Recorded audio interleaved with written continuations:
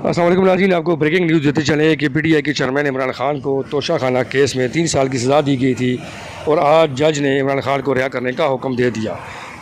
جج نے فیصلہ محفوظ کر لیا تھا اور آج فیصلہ جو محفوظ فیصلہ ہے وہ سنایا گیا ہے اور توشہ خانے میں جو عمران خان کو سزا دی گئی ہے اس کو معطل کر دیا گیا ہے اور فوری رہائی کا حکم دے دیا گیا ہے۔ عمران خان جو توشہ خانہ کیس میں جس کو 3 سال کی سزا ہوئی تھی وہ ابھی اٹک جیل میں بند ہیں اور 23 دن ان کو ہو چکے ہیں۔ ان کی رہائی کے لیے جو نظر ثانی کی اپیل تھی وہ انہوں نے جمع کرائی ہوئی تھی اور اس کے بعد جو جج نے فیصلہ محفوظ کر لیا تھا اور آج وہ محفوظ فیصلہ سنا دیا گیا ہے اور عمران خان کی رہائی کا حکم دے دیا گیا ہے۔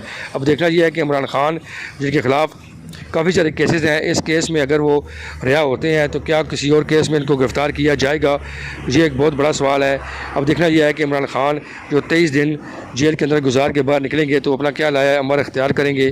کیا وہ دوبارہ سے ہی وہ ایجیٹیشن کی سیاست جاری رکھیں گے یا ان کا بھی سافٹ ویئر اپ ڈیٹ ہو چکا ہے اور وہ آرام سے اپنی سیاست کریں گے؟ یہ ایک بہت بڑی خبر ہے۔ پاکستان تحریک انصاف کے جو کارکنان ہیں ان کے لیے بڑی خوشی کی خبر ہے کہ ان کے جو چیئرمین ہیں عمران خان، ان کو توشہ خانہ کیس میں جو سزا دی گئی تھی وہ جج نے سزا ختم قرار دے دی ہے اور عمران خان کی رہائی کا حکم دے دیا ہے۔ یہ بریکنگ نیوز ہے جو ہم آپ کے ساتھ شیئر کر رہے ہیں۔